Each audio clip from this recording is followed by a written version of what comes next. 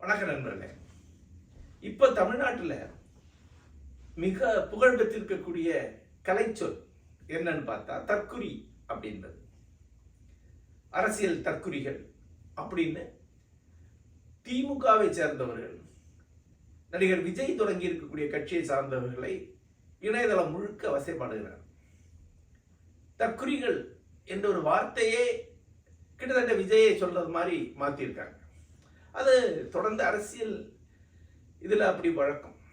அரசியல் எப்படி நடக்கும்னா, ஒரு கருத்தை எதிர்ப்பதற்கு அல்லது ஒரு ஆளுமை எதிர்ப்பதற்கு அல்லது ஒரு இயக்கத்தை எதிர்ப்பதற்கு அதை பற்றிய ஒரு கேலி கலை சொல்ல உருவாக்குவாங்க. அப்புறம் அதை திருப்பி திருப்பி சொல்லி சொல்லி சொல்லி அது ஓரளவு நிறுவுவாங்க. நடிகர்களை மட்டம் தட்டுவதற்கும் ஒழிப்பதற்கும் கூட அந்த மாதிரியான சில வார்த்தைகளை உருவாக்கியிருக்காங்க. சில வார்த்தைகளை சொல்லி பரப்பி ஒரு மாதிரி தரம் தாழ்த்தி சிந்தனையில பதிவு செய்ய வைக்கிறாங்க. விஜய் பற்றி முன்னாடி அனில் அப்படின்னு ஒரு வார்த்தையை முன்னாடி பயன்படுத்துவாங்க.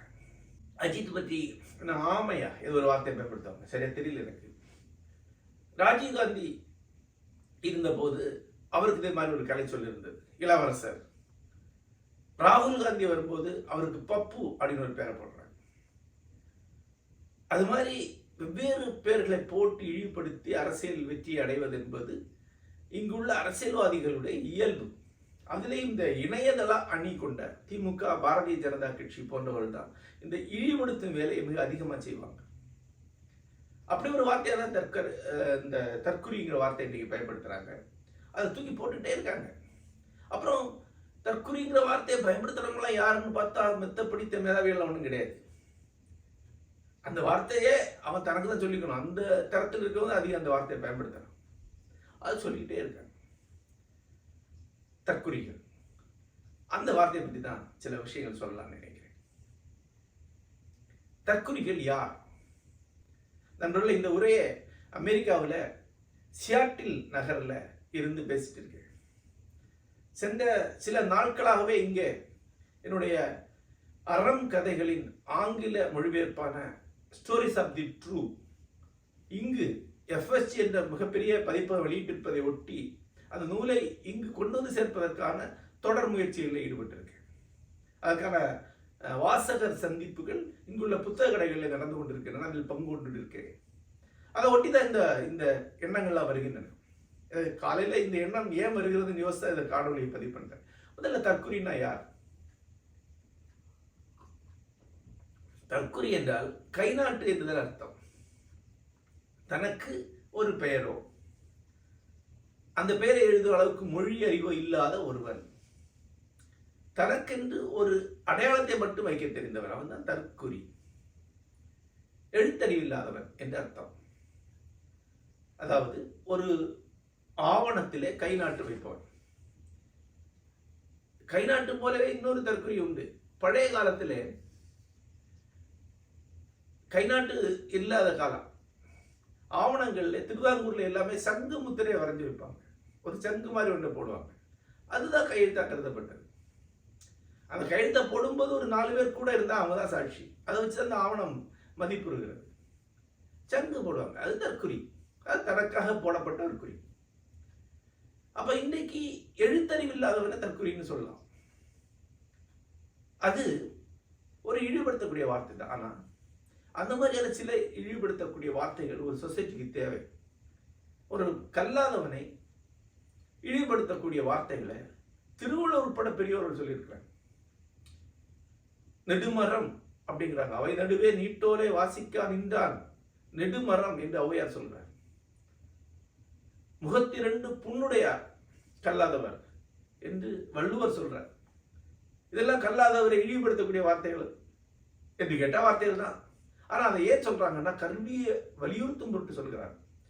கற்றிருப்பது ஒரு தகுதி என்றும் கல்லாமல் இருப்பது ஒரு இழிவு என்று நிறுவும் பொருட்டு அதை சொல்கிறார்.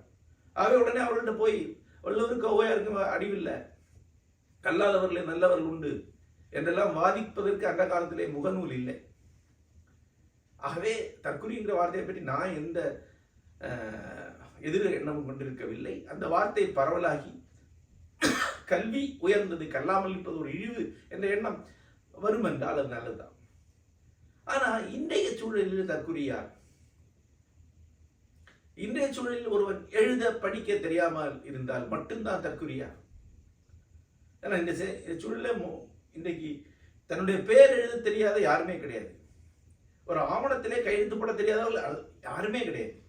இன்றைக்கு நவீன கல்வி முறை, அதற்கு அப்பால் முதியோர் கல்வி போன்ற இயக்கங்கள் எல்லாமே எல்லாருக்கும் ஏதோ எழுத படிக்க சொல்லிக் கொடுத்திருக்கின்றன.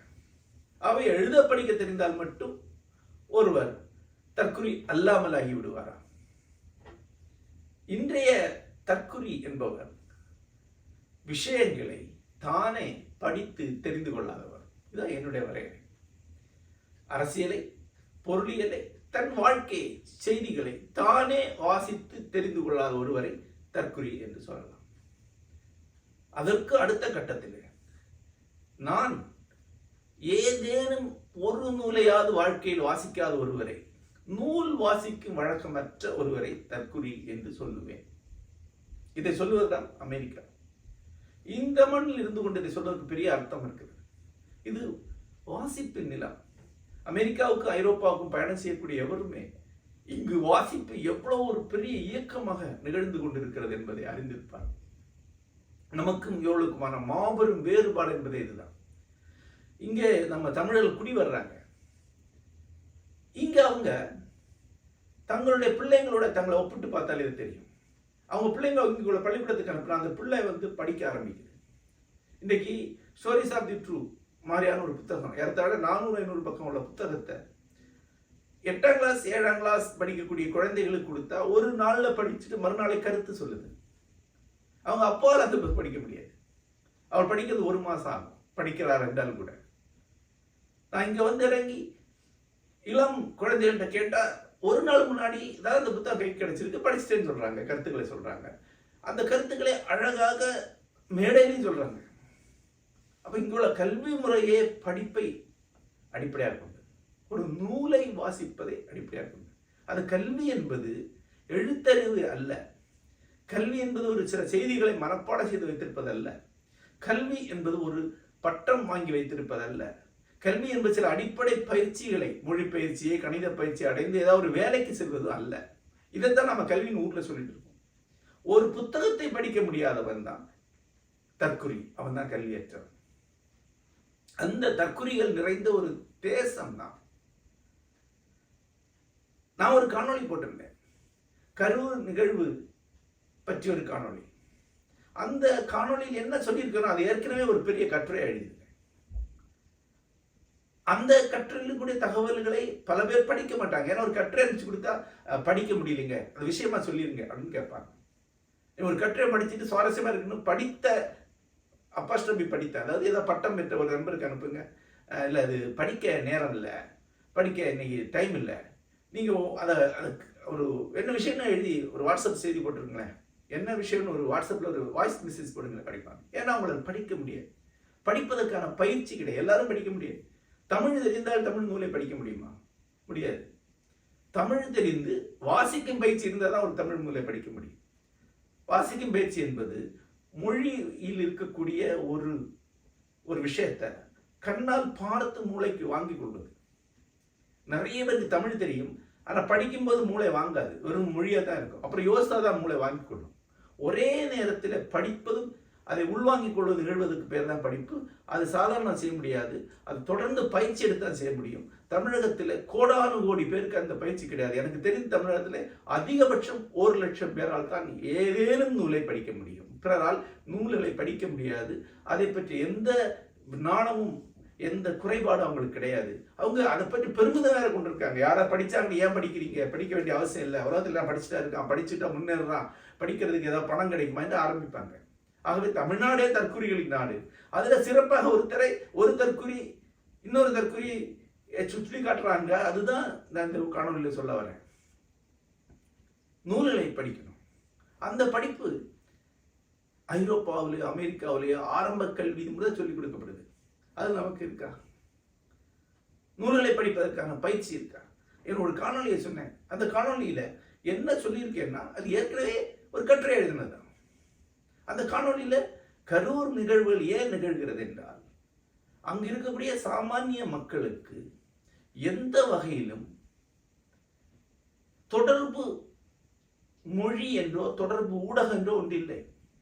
அவங்க யாரும் புத்தகம் படிக்க மாட்டாங்க, செய்தித்தாள் கூட படிக்க மாட்டாங்க, அவங்க யாரும் ஒரு மேடை பேச்சை கேட்க மாட்டாங்க. அவங்களுக்கு தெரிந்த சினிமா மட்டும்தான், அவங்களுடைய ஊடகம் என்பது சினிமா மட்டும்தான். ஆகவே சினிமாவில் இருக்கக்கூடிய ஒருவர் தான் அவங்களுக்கு மிக அதிகமாக தெரிந்தவராக இருக்கார், அவங்கள கொண்டாட போறாங்க. அந்த யதார்த்தத்தை தான் நான் சொன்னேன். அப்புறம் சிந்திக்கிறவன் தனியா உட்கார்ந்து யோசிக்கிறான், படிக்கிறவன் தனியா உட்கார்ந்து யோசிக்கிறான். படிக்கிறவன் எப்பவுமே தனி மனிதன். ஆனா சினிமா பார்க்கிறவன், சொற்பொழிவை கேட்கிறவன், அது காணொளி அல்லது கண்ணொளி வழியா ஒரு விஷயம் தெரிஞ்சுக்கிறவன் ஒரு திரளா இருக்கான், கும்பலா இருக்கான். கும்பலுடைய மனநிலை வேற. ஒட்டுமொத்தமா அது உணர்ச்சி கொந்தளிப்பா தான் இருக்கும். ஆகவே கும்பலை நோக்கி பேசக்கூடிய உணர்ச்சி கொந்தளிப்பா தான் பேசுவான். புத்தகம் லாஜிக்கா பேசும், ஒரு மனிதனுடைய சிந்தனை நோக்கி பேசும். இந்த வேறுபாடு முக்கியம். அந்த காணொலியில சொல்றேன், நல்லா யோசிச்சு பாருங்க. அந்த காணொலியில சொல்றேன், அந்த காணொலியை 15 நிமிஷம் தான். இந்த காணொலியை மறுபடியும் அதுல இருந்து 1.5 நிமிஷத்தை கட் பண்ணி ஒருத்தர் முகநூல்ல சொல்ல விடுறாரு. அதுல 4 சென்டென்ஸ் தான் இருக்கு. அந்த 4 சென்டென்ஸை பிடிச்சுக்கிட்டு அதுக்கு விளக்கம் அளிச்சு அதுல திட்டி வசைபாடி பெரிய கருத்துக்களை எல்லாம் சொல்றேன்னு சொல்லிட்டு எதையாவது வளரி வைக்கிறாங்க. ஆனா அவங்க தங்களை படிச்சவன்னு நினைச்சுக்கிறாங்க. 1.5 நிமிஷம் வரக்கூடிய ஒரு காணொலியை பார்க்குறாங்க, 20 நிமிஷம் வரக்கூடிய அந்த மூல காணொலியை பார்க்கலாம்னு தோணல, அவனால் பார்க்க முடியாது. அந்த கட்டுரையை படிச்சு பார்க்கணும்னு தோணல, அதனால் படிக்க முடியாது.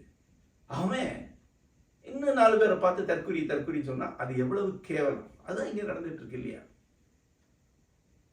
இதுக்குள்ள அரசியல் பேசிட்டு இருக்கக்கூடியவங்கள புத்தகம் படிக்கக்கூடிய எத்தனை பேர் இருக்காங்க?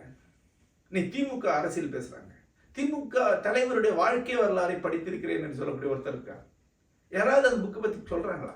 திமுக தலைவர் அவ்வளவு புத்தகம் எழுதியிருக்கிறார். முன்னாள் தலைவர் கருணாநிதி அவர் ஒரு எழுத்தாளர்.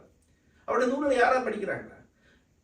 அவர் வாழ்ந்த காலத்திலேயே அவர் புத்தகங்களை யாரும் படிக்கிறது இல்லை. அது அவரே பலமுறை மனமுடைந்து பல மேடைகளை சொல்லியிருக்காரு, யாரும் படிக்க மாட்டேங்கிறாங்க. அவர்கிட்ட போய் இவங்க புத்தகம் படிச்சிருக்கேன் தலைவரே சொன்னா உடனடியாக அவர் தனி மரியாதை கொடுத்து உட்கார வச்சு பேசுவார்னு கேள்விப்பட்டிருக்கேன். ஆனா அதுக்காக கூட இவங்க படிக்க மாட்டாங்க.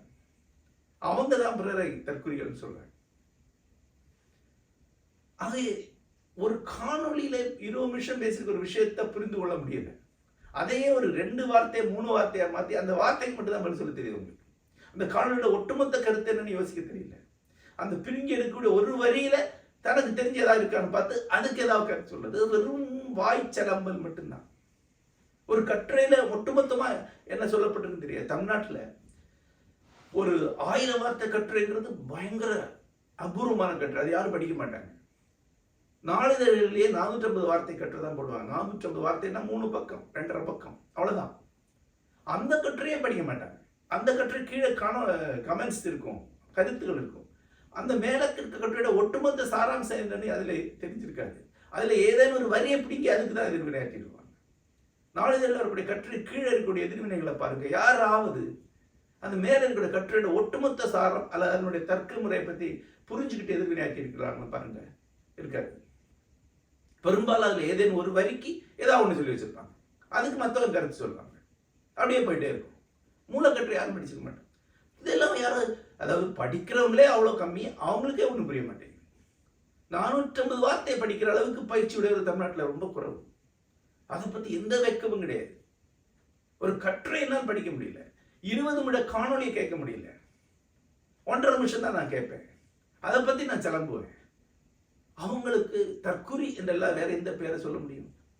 அவங்க இன்னொருத்தர தற்குறி சொன்னா அது மாதிரி வேடிக்கை ஏதாவது உண்டா? படிச்சு வேலையில் இருக்கிறவன், உயர்ந்த பதவியில் இருக்கக்கூடியவனால ஒரு புக்கை படிக்க முடியல.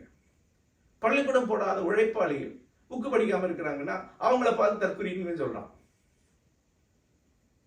ஒரு அரசாங்க பதவியில் இருக்க நீ, ஒரு தொழில் நிபுணராக கூட இருக்க, ஆனா உன்னால ஒரு புத்தகத்தை படிக்க முடியாது, படிக்கிற வழக்கமே கிடையாது. அப்போ உனக்கு ஒரு அடித்தள வர்க்கத்தை சேர்ந்த ஒருவர், அடித்தள மக்களில் ஒருவர் புத்தகம் படிக்கிறது இல்லை, வெறுமே சினிமா பார்த்துட்டு உணர்ச்சிப்படுறாருன்னா அந்த குறை சொல்றதுக்கான தகுதி உண்டா? அந்த வார்த்தை எவ்வளவு இழிவுபடுத்தக்கூடியது, அது தன்னைத்தானே இழிவுபடுத்திக்கிறது தானே. ஒரு தற்குறி எல்லா வசதியிலும் அமைந்தும் தற்குறியா இருக்க ஒருவர், வசதி இன்மையினால் தற்குறியா இருக்கிற ஒருத்தரை பற்றி தற்குறி சொல்றதுதான். ஆக இந்த வார்த்தையை மிக கவனமா நாம பயன்படுத்த வேண்டும். அந்த வார்த்தையை பயன்படுத்துவதற்கான தகுதி யாருக்கு இருக்கிறது என்றால் உண்மையிலேயே நூல்களை படிக்கக்கூடியவங்களுக்கு இருக்கு. அவர்கள் நூல்களை படிக்காதவர்கள் சொன்னாங்கன்னா அது நியாயம். அப்படி எத்தனை பேர் தமிழ்நாட்டில் இருக்கிறாங்க? யாரெல்லாம் நீங்க பார்த்திருக்கீங்க? தமிழ்நாட்டில் ஒரு ஆண்டுல வரக்கூடிய புத்தகங்கள் எவ்வளவு பிரதிகள் விற்குது? தமிழ்நாட்டில் எந்த புத்தகம் ஒரு ஆண்டுல 500 காப்பி விற்கிறது கிடையாது. புத்தகங்கள் விற்கிறதே கிடையாது தமிழ்நாட்டில். இவ்வளவு புத்தகங்கள் காட்சி இருக்கு. கல்லூரி ஆசிரியர்கள் கூட புத்தகம் படிக்கிறது கிடையாது. பள்ளி ஆசிரியர்கள் புத்தகம் படிக்கிறது கிடையாது. இப்ப தற்குறிகள் நிறைந்த ஒரு நாடு. அதை நாம எப்ப உணர்வோமோ அப்பதான் நாம மீட்பு நோக்கி செல்ல ஆரம்பிக்கிறோம். ஒருத்தருக்கு ஒருத்தர் இழிவுபடுத்திக்கிறதுக்கு அந்த வார்த்தையை பயன்படுத்தும் போது அல்ல, நாம் ஒரு சொசைட்டியாவே தற்குறிகளா இருக்கோம். ஒரு சமூகமாகவே நாம தற்குறிகளா இருக்கோம். நாம் வங்காளியுடனும் மலையாளிகளுடனும் கன்னட ஆட்களுடனும் ஒப்பிட்டால் கூட நாம தற்குறிகளா இருக்கோம். அவங்கள விட ஒரு படி கீழாக இருக்கும். இன்னைக்கு ஆந்திர மாநிலத்தோடு ஒப்பிட்டால் கூட ஒரு படி பின்னால் இருக்கும் நண்பர்களே. இதை எப்ப உணர ஆரம்பிக்கிறோம் அப்பதான் நம்ம தற்குறிகள் எல்லாம் மாறும். அப்பதான் நம்ம ஒருபடியாவது முன்னால செல்றோம். அந்த வகையில ஒன்றை சொல்ல விரும்புகிறேன். இந்த கருத்து சொல்லும்போது அதை சொல்லி ஆகணும். இன்றைக்கு இருக்கக்கூடிய அரசு கடந்த 5 ஆண்டுகளாக புத்தக வாசிப்புக்காக நிறைய ஊக்குவித்தல் பணிகளை செஞ்சிருக்கு. அது ஓரளவு நானும் பங்கு பெற்றிருக்கிறேன். புத்தகங்களை கடைமட்ட கிராமங்கள் வரைக்கும் கொண்டு செல்வதற்கான அரசு சார்ந்து என்னென்ன செய்ய முடியும் அதெல்லாம் அவங்க செஞ்சிருக்காங்க. ஆனா மக்களிடம் அந்த விழிப்புணர்வு கிடையாது. மக்கள் அது ஆர்வம் காட்டுறது, அவங்க கட்சிக்காரங்களை ஆர்வம் காட்டுறது, அது வேற விஷயம். ஆக நாம இன்றைக்கு அடைய வேண்டியது நாம ஒரு வகையான தற்குறிகள் என்கிற உணர்வை தான். இது எங்க அடையணும்? இந்தியாவில் மட்டும் அல்ல, தமிழகத்துல மட்டும் அல்ல, இங்க அமெரிக்கால வந்து இருக்கும்போது கூட நம்முடைய பிள்ளைங்க தற்குறிகள் அல்ல, அவங்க புத்தகம் படிக்கிறாங்க. ஆனா நாம வெறும் இன்ஜினியரிங் டிகிரியோ வேற ஏதாவது ஒரு பட்டம் வாங்கி கொண்டு ஒரு வேலையை திரும்ப திரும்ப செய்யக்கூடிய தற்குறிகள் தான். நாம புத்தகம் படிச்சா மட்டும்தான் நாம தற்குறிகள் அல்ல. குறைந்தபட்சம் அந்த பிள்ளைங்களுக்கு புத்தகம் வாங்கி கொடுத்தாவது நம்ம தற்குறி எல்லாம் நிரூபிக்கணும். தற்குறிங்கிற வார்த்தையிலிருந்து நம்ம அடைய வேண்டியது ஒரு பெரிய வெட்கத்தை. உலகத்தோடு போட்டி போட வேண்டிய, வெல்ல வேண்டிய இடத்துல இருக்கக்கூடிய நாம் அறிவார்ந்து எதை அறிந்து கொள்ளாமல் வெறும் வம்புகளில் திளைக்கக்கூடிய மக்களா இருக்கிறோம்.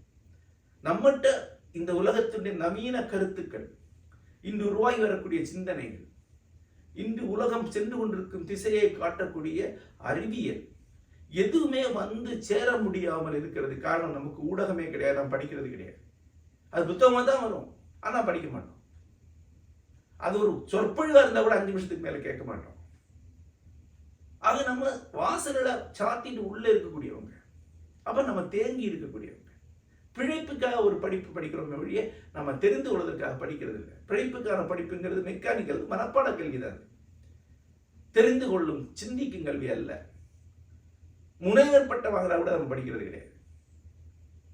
அப்போ அறிவியலியா தான் இருப்போம். முனைவர் பட்டம் வாங்கின தற்குறிகள் நம்ம தமிழ்நாட்டில் ஆயிரக்கணக்கில் இருக்கிறாங்க. இந்த தற்குறி என்கிற வெட்கத்தை ஒரு சமூகமாக நாம் என்றைக்கு அடைகிறோமோ அன்றைக்கு தான் நாம் உண்மையான அறிவை நோக்கி நகர முடியும். நன்றி.